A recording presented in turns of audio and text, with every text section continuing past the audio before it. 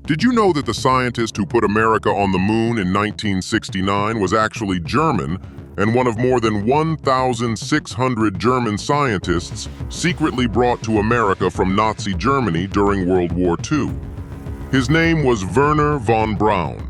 He was a member of the Nazi Party. He held the rank of SS Major, and he became one of the most celebrated scientists in American history. This is not a conspiracy theory. Every word of it is documented in declassified U.S. government files. And von Braun was just one of over 1,600 scientists the United States government secretly recruited from defeated Nazi Germany, erasing their war crimes, forging their records, and handing them new lives in America. This is the story of Operation Paperclip. To understand Operation Paperclip, you first have to understand the V-2 rocket. By 1944, Nazi Germany was losing the war on every front. Hitler needed a miracle weapon, something that could terrorize civilian populations without risking German soldiers. The answer came from a team of engineers led by Wernher von Braun, working at a secret facility on a remote island off the northern German coast called Peenemünde. The V-2 was the world's first long-range ballistic missile. It flew at over 5,700 kilometers per hour, faster than the speed of sound, which meant you heard the explosion before you ever heard it coming. Between September 1944 and March 1945, over 3,000 V-2s were fired at London, Antwerp, and other Allied cities. Around 9,000 civilians were killed. But here is the fact that changes everything. More people died building the V-2 than were ever killed by it.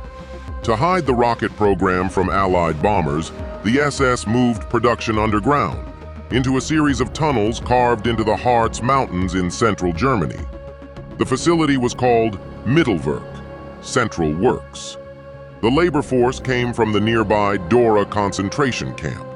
Prisoners, mostly French, Russian, and Polish, were forced to work 14-hour shifts in freezing ammonia-filled tunnels with almost no food. They slept underground for weeks at a time, often in the very tunnels where they worked. They were beaten, hanged for sabotage, and worked to death. Between 1943 and 1945, approximately 20,000 people died at Mittelwerk and Dora, building the V-2.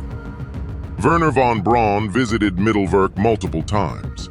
He selected prisoners for labor assignments. He later claimed he was helpless, that the SS controlled everything. Survivor testimonies told a different story. By early 1945, Allied forces were closing in on Germany from both sides, and American military intelligence realized something alarming. The Soviets were going to capture the same scientists, the same rocket technology, the same biological weapons research, unless the United States got there first.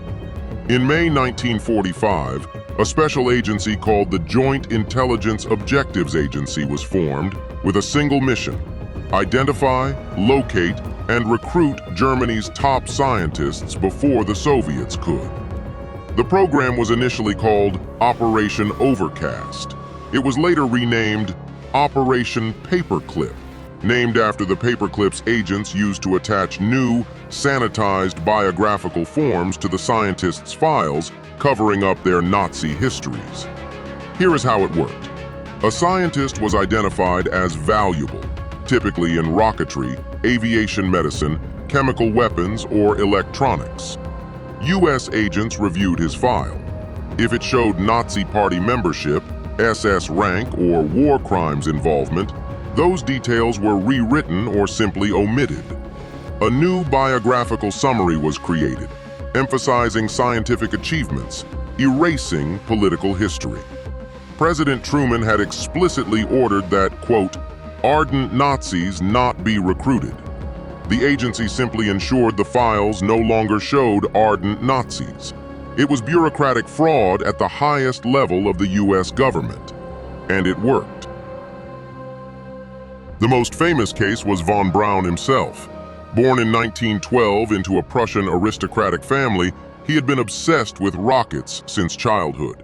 He earned his physics doctorate at 22, and by 27, he was technical director of Germany's entire rocket program. He joined the Nazi Party in 1937. In 1940, he was inducted into the SS and eventually rose to the rank of major. When American forces found him in May 1945, he had already arranged his own surrender. He'd heard the Americans were coming and chose them over the Soviets. He was charming, spoke perfect English, and immediately began cooperating. His file was cleared. His SS rank, his party membership, his visits to Dora, all minimized. By 1950, he was in Huntsville, Alabama, leading the U.S. Army's ballistic missile program. By 1960, he was director of NASA's Marshall Space Flight Center. In 1969, his Saturn V rocket carried Apollo 11 to the moon. He appeared on the cover of Time magazine. He co-produced a Disney documentary about space exploration. He became an American celebrity. He died in 1977, never prosecuted, widely mourned. But von Braun was far from the only one. Kurt Blom was Deputy Reich Health Leader and Director of Nazi Germany's biological warfare research. He conducted experiments on concentration camp prisoners using plague and tuberculosis. He was tried at the Nuremberg doctors' trial in 1947 and acquitted, partly because key evidence was withheld. Almost immediately after his acquittal, he was recruited under Operation Paperclip to work for the U.S. Army Chemical Corps, researching biological weapons. He was never charged again. Hubertus Strughold was a Luftwaffe aviation doctor who evidence strongly suggests was involved in freezing and low-pressure experiments at Dachau, experiments in which prisoners were literally frozen to death or decompressed until their eardrums burst and their lungs collapsed. Under Paperclip, he came to America and built the entire field of space medicine. NASA named a library after him.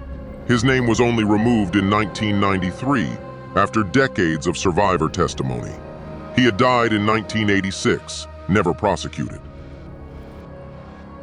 Arthur Rudolph was the operations director at Mittelwerk, directly responsible for the facility where 20,000 people died. Survivors specifically named him as someone who witnessed hangings. Under Paperclip, his file was cleared. He came to America and became the project director for the Saturn V rocket, the one that went to the moon. In 1984, when the Department of Justice finally confronted him with the evidence, he renounced his American citizenship and left the country quietly. He died in Germany in 1996. Not everyone in the U.S. government was comfortable with what was happening. The Soviet Union, for its own part, ran an equivalent program called Operation Paperclip, in which they forcibly deported thousands of German scientists to the USSR, often with their families, with little choice in the matter. The Cold War logic was the same on both sides. If we don't take them, our enemy will. For decades, Operation Paperclip was officially denied or minimized. The truth came out slowly. In 1974, journalist Linda Hunt began filing Freedom of Information Act requests and eventually obtained thousands of declassified documents. Her 1991 book, Secret Agenda, directly contradicted the official narrative, showing that files had been deliberately altered and that officials at the highest levels had known.